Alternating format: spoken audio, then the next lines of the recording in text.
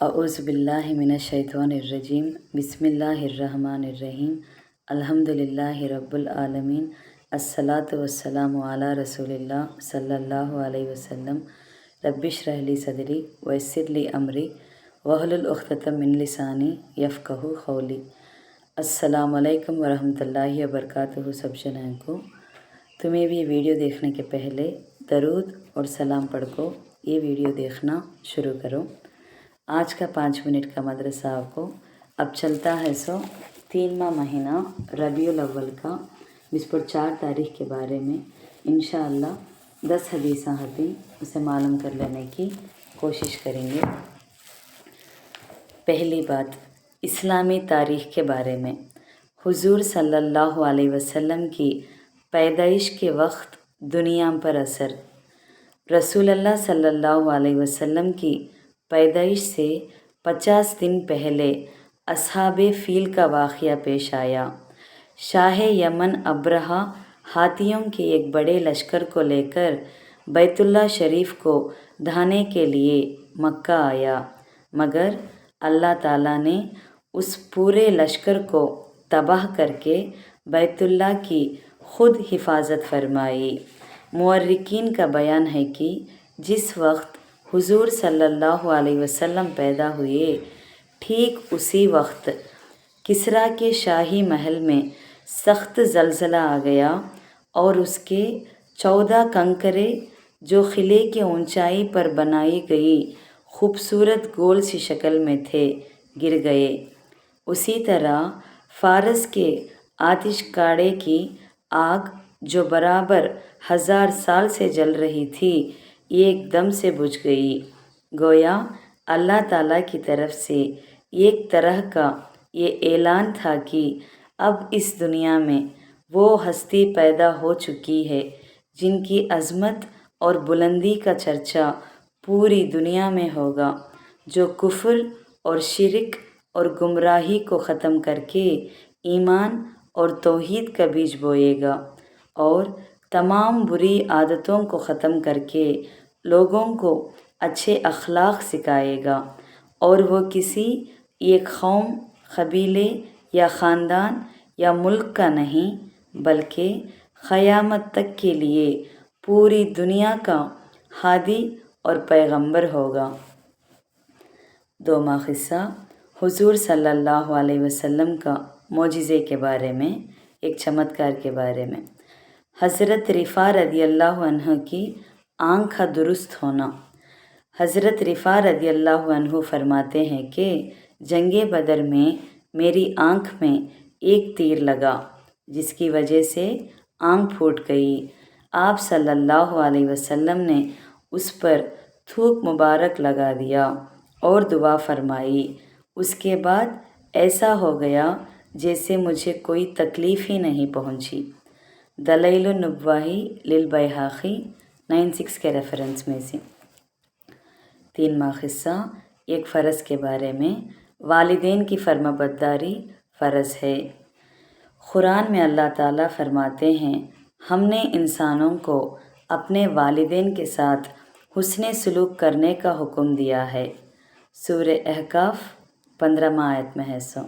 क्या खुलासा करती हैं तो इसमें हमल ठहरने से लेकर पैदाइश तक कितनी परेशानी उठानी पड़ती है, फिर पैदाइश के बाद परवरिश और तालीम और तरबियत की ज़िम्मेदारी निभाना पड़ता है।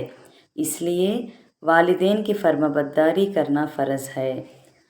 4वां क़िस्सा, एक सुन्नत के बारे में। अच्छी मौत की दुआ। रसूलुल्लाह सल्लल्लाहु अलैहि वसल्लम ने फरमाया, तकलीफ़ और बीमारी की वजह से मौत की आरज़ू मत करो। अगर तुम यही चाहते हो तो इस तरह दुआ करो, अल्लाहुम्मा अहीनी मा कानतिल हयातु खैरन इल्ली व तवफ़नी इज़ा कानतिल वफ़ातु खैरन इल्ली। तर्जुमा, ऐ अल्लाह, तू मुझे ज़िंदा रख जब तक मेरा ज़िंदा रहना मेरे हक़ में बेहतर हो, और मुझे मौत दे अगर मरना मेरे हक़ में बेहतर हो। सही बुखारी हदीस में 5671 में انس بن مالک رضی اللہ عنہ کے ریفرنس میں سے۔ 5واں قصہ ایک اہم عمل کی فضیلت کے بارے میں، اللہ کی دی ہوئی روزی پر راضی رہنا۔ رسول اللہ صلی اللہ علیہ وسلم نے فرمایا، جو شخص اللہ تعالیٰ سے تھوڑی روزی پر راضی رہے، اللہ تعالیٰ بھی اس کی طرف سے تھوڑے عمل پر راضی ہو جاتے ہیں۔ شعب الایمان 4585 علی رضی اللہ عنہ کے ریفرنس میں سے۔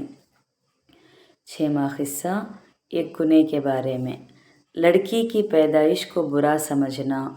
قرآن میں اللہ تعالیٰ فرماتے ہیں، جب ان میں سے کسی کو بیٹی پیدا ہونے کی خبر دی جاتی ہے تو اس کا چہرہ کالا پڑ جاتا ہے اور دل ہی دل میں گھٹن رہتا ہے۔ اس خوشخبری کو برا سمجھ کر لوگوں سے چھپاتا پھرتا ہے اور سوچتا ہے کہ اس کو ذلت گوارا کر کے رہنے دے یا اس کو زمین میں گاڑ دے۔ دیکھو انہوں نے کتنی بری باتیں طے کر رکھی ہیں۔ سورہ نحل 50/8 50/9 آیت میں ہے سو۔ 7واں قصہ دنیا کے بارے میں، دنیا کا دھوکہ۔ قرآن میں اللہ تعالیٰ فرماتے ہیں، اے انسان، تجھے کس چیز نے دھوکے میں ڈال رکھا ہے؟ اپنے اس کریم رب کی طرف سے جس نے تجھے پیدا کیا اور پھر تیرے تمام اعضاء ایک دم ٹھیک انداز سے بنائے، پھر بھی تو اس سے غافل ہے۔ سورہ انفطار 6-7 آیت میں ہے سو۔ 8واں قصہ آخرت کے بارے میں، جنت کی 4 نہریں۔ رسول اللہ صلی اللہ علیہ وسلم نے فرمایا، جنت میں ایک نہر پانی کی، ایک شہد کی، ایک دودھ کی اور ایک شراب کی ہوگی۔ ترمذی 2571 معاویہ رضی اللہ عنہ کے ریفرنس میں سے۔ جنت کی شراب میں نہ نشہ ہوگا اور نہ اس میں بدبو ہوگی، بلکہ بڑی خوشبودار اور لذیذ ہوگی۔ 9واں قصہ طب نبوی سے علاج، پلاسٹک سرجری کے بارے میں۔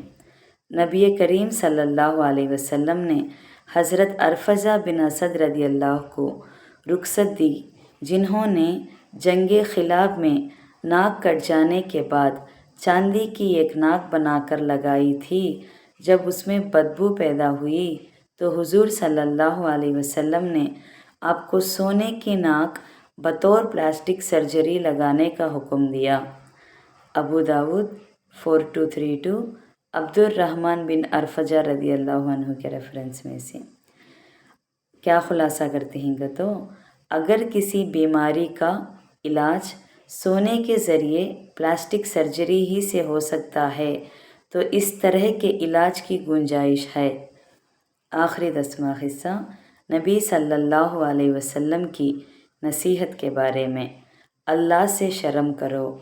ایک آدمی نے رسول اللہ صلی اللہ علیہ وسلم سے نصیحت کرنے کی درخواست کی تو رسول اللہ صلی اللہ علیہ وسلم نے فرمایا، اللہ سے شرم کرو جیسے کہ تم اپنے خاندان کے نیک اور شریف آدمی سے شرم کرتے ہو۔ طبرانی کبیر 5539 سید بن یزید الازدی رضی اللہ عنہ کے ریفرنس میں سے۔ الحمدللہ آج کا 5 منٹ کا مدرسہ 4 ربیع الاول کے بارے میں بات کر لیے۔ انشاءاللہ کل 25 ربیع الاول کے بارے میں بات کریں گے۔ السلام علیکم ورحمۃ اللہ وبرکاتہ۔